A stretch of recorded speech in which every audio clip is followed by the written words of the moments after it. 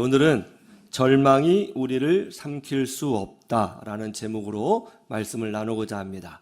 마태복음 12장에 보면 이런 내용이 나와요. 바리새인들과 서기관들이 예수님을 찾아왔습니다. 그리고 이렇게 질문해요. 우리에게 표적을 보여주십시오. 당시 바리새인들은 예수님이 누구이신가 관한 문제를 놓고 많은 논쟁을 해오고 있었습니다. 예수님께서 하시는 말씀과 예수님께서 보여주시는 기적을 보면 예수님이 메시아이신 것이 분명해 보여요. 그런데 몇 가지 조건이 맞지 않았습니다. 메시아는 적어도 베들레헴이나 예루살렘에서 나셔야 하는데 예수님은 베들레헴 혹은 예루살렘이 아닌 전혀 의외의 지역인 갈릴리 나사렛 출신이셨어요. 이것이 참 어려운 문제였습니다. 그리고 장차 오실 메시아는 권능으로 오신다고 하셨는데 예수님은 몫으로 오셨습니다.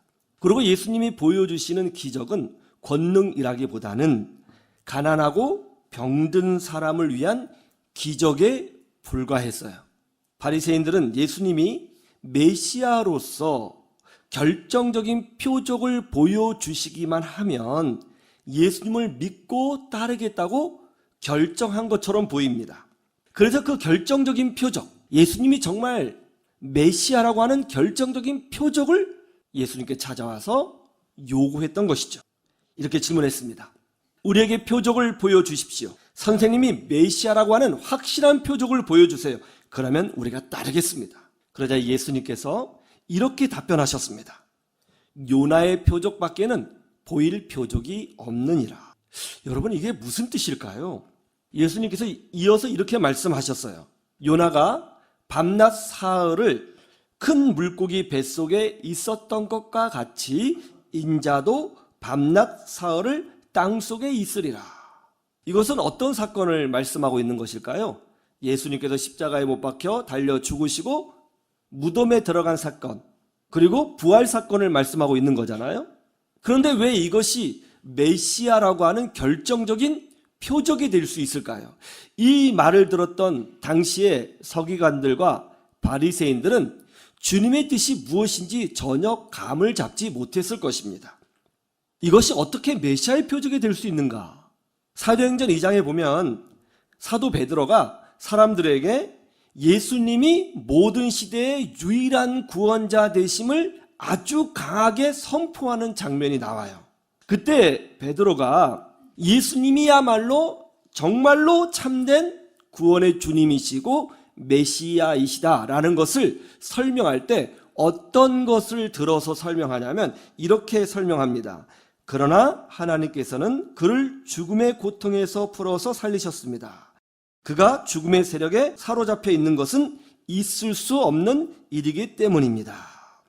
예수님이 죽음에 사로잡혀 있는 것이 있을 수 없는 일이다 라고 말을 했어요. 그것이야말로 예수님이 메시아가 되시는 증거다라고 설명하고 있는 거예요. 예수님은 죽음이 잡아놓을 수 있는 분이 아니다는 거죠. 어떤 저주도 예수님을 삼키지 못합니다. 죽음도 예수님을 삼킬 수 없습니다. 어떤 절망도 예수님을 삼킬 수 없습니다. 어떤 세력도 예수님을 삼킬 수가 없습니다. 이것이 바로 예수님이 모든 시대에 모든 인류의 모든 인종에 언제든지 유일한 구세주가 되는 메시아가 되는 표적이라는 거예요. 그러니까 요나의 표적이란 뭐죠? 죽음이 요나를 삼키지 못한 사건을 말씀하고 있는 것이죠. 큰 물고기가 요나를 육지에 토해냈습니다. 이 사건은 예수님이 죽음에 삼켜지지 않고 절망에 삼켜지지 않음을 미리 예언한 사건이라는 거죠. 그런데 사도 바울은 이 지점에서 우리에게 놀라운 말씀을 주세요. 로마서 6장 4절에 이렇게 기록되어 있습니다.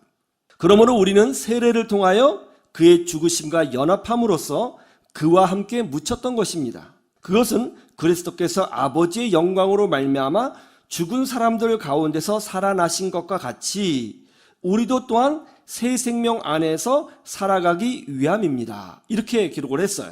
무슨 말이에요? 우리는 세례를 통해서 예수님과 연합이 되었다는 것이죠. 그래서 예수님께서 십자가에서 죽으실 때 마치 우리도 죽은 것처럼 여겨지고 예수님께서 부활하셨을 때 마치 우리가 부활한 것처럼 여겨지게 된다는 것입니다. 그러니까 예수님을 믿고 세례를 받고 예수님과 동행하는 사람들은 예수님처럼 절망이 삼키지 못하는 사람으로 살아가게 된다는 거예요. 여러분, 성경적 원리에 따르면 절망은 절대로 여러분을 삼킬 수 없다는 것을 믿으시기를 주님의 이름으로 축원합니다. 절망이 없을 수는 없죠. 인간의 인생 자체가 희노애락이 있잖아요. 기쁨도 있고 아픔도 있고 또 절망도 있는 것은 당연합니다. 그러나 고난이 없을 수는 없고 아픔이 없을 수는 없지만 절대로 그 고난과 위기와 아픔과 절망이 우리를 삼킬 수는 없다는 거예요.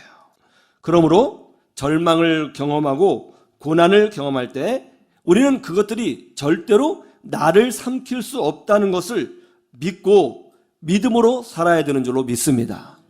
그러면 우리가 절망 속에 들어가 있을 때 우리는 어떻게 해야 될까요? 첫 번째로 이걸 알아야 되는 거예요. 절망이 우리를 토해낼 때가 반드시 온다는 거예요. 절망이 우리를 토해낼 때가 반드시 온다는 거죠. 그 전도서 2장 1절에도 8절에 보면 아주 좋은 말씀이 있습니다. 이렇게 기록되어 있어요. 범사에 기한이 있고 뭐가 있다고요? 기한이 있다는 거예요. 천하 만사가 다 때가 있나니 날 때가 있고 죽을 때가 있으며 심을 때가 있고 심은 것을 뽑을 때가 있으며 죽일 때가 있고 치료할 때가 있으며 헐 때가 있고 세울 때가 있으며 웃을 때가 있고 울 때가 있으며 슬퍼할 때가 있고 춤을 출 때가 있으며 돌을 던져버릴 때가 있고 돌을 거둘 때가 있으며 안을 때가 있고 않는 일을 멀리 할 때가 있으며 찾을 때가 있으며 잃을 때가 있고 지킬 때도 있고 버릴 때도 있다. 찢을 때가 있고 꿰맬 때가 있으며 잠잠할 때가 있고 말할 때가 있으며 사랑할 때가 있고 미워할 때가 있으며 전쟁할 때가 있고 평화할 때가 있느니라. 무슨 말씀이에요? 때가 있다는 거예요. 다른 말로 하면 하나님의 시간표가 있다는 것입니다. 그리고 어떤 것이든 영원하지 않다는 거예요. 고난이 영원하지 않다는 것이죠. 전쟁이 영원하지 않다는 것이죠. 아픈 것도 영원하지 않다는 거예요. 다 때가 있다는 것입니다. 오늘 요나도 보세요. 물고기 뱃속에서 3일 밤낮을 있어야 했습니다. 요나는 이것이 3일 만에 끝날 고난이라는 것을 알고 있었을까요? 아마 몰랐을 것입니다. 물고기 뱃속에 있을 때 야, 이러다가 더 깊은 바다로 들어가는 것은 아닐까? 하고 절망하고 있었을지도 모르겠습니다. 그러나 하나님은 원래부터 딱 3일을 작정하신 거예요. 왜냐하면 예수 그리스도 부활 사건을 가르쳐 주시기 위하여 이 요나 사건을 미리 계획하시고 작정하신 거거든요. 하나님의 시간표에는 이건 며칠 고난이에요? 3일 고난인 것이죠. 하나님의 시간표가 있었던 것입니다. 절망도 마찬가지예요. 우리가 경험하는 절망은 절대로 영원하지 않습니다. 하나님의 계획 가운데 있어요. 하나님의 마침표가 있어요. 하나님의 끝나는 때가 있습니다.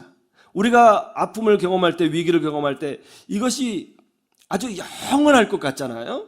그러나 절대로 그렇지 않다는 것입니다. 절망은 절대로 우리를 삼키지 못합니다. 오히려 하나님의 때가 오면 우리를 토해낼 수밖에 없는 거예요. 그러므로 절망이 오잖아요. 그러면 이 절망은 절대로 나를 삼키지 못하지 라는 것을 성경적 관점에서 확신하시고 믿음으로 인내할 수 있어야 되는 거예요. 그러면 그 절망이 우리를 어느 때에 가서는 토해내는 하나님의 시간표를 경험하게 되는 것입니다. 중국 극동 지방에서만 자라는 특이한 대나무가 있는데요. 이 대나무를 모소대나무라고 합니다. 이 대나무가 특이한 이유는 이 농부들이 대나무를 심고 날마다 물을 주고 가꾸는데 4년 동안 자라는 사이즈가 몇 cm냐면 3cm 자란다는 거예요. 4년 동안 몇 cm죠? 3cm. 아무리 열심히 노력해도 3cm. 이 3cm 대나무 갖고 뭘 할 수 있겠어요? 이건 뭐 진짜 상품성이 하나도 없는 거잖아요. 그렇게 4년이 지나고 5년이 되기까지 열심히 가꿔요. 얼마나 힘들겠어요. 그런데 5년이 딱 지나면 기적 같은 일이 일어난답니다.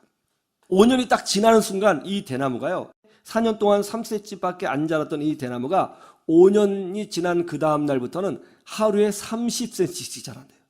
한 달에 30cm가 아니라 하루에 30cm. 그래서 6주 만에 무려 15m까지 자란다는 거예요. 우리 아이들도 그렇게 성장했으면 좋겠습니다. 거의 5년 동안 아무런 반응을 보이지 않았던 대나무가 하나님의 시간표에 딱 다다르니까 5년째 하루에 30cm씩 성장하더라는 거예요. 절망은 절대로 우리를 삼키지 못합니다. 하나님의 때가 오면 우리를 토해낼 때가 오는 줄로 믿습니다. 그러므로 절망이 왔을 때에 무너지지 마시고 믿음으로 이 기간을 잘 인내하셔야 돼요. 신앙의 핵심은 인내죠. 잘 인내하십시오. 그래서 결국 축복의 탕으로 인도해 주시는 하나님을 경험하시기를 주님의 이름으로 축원합니다.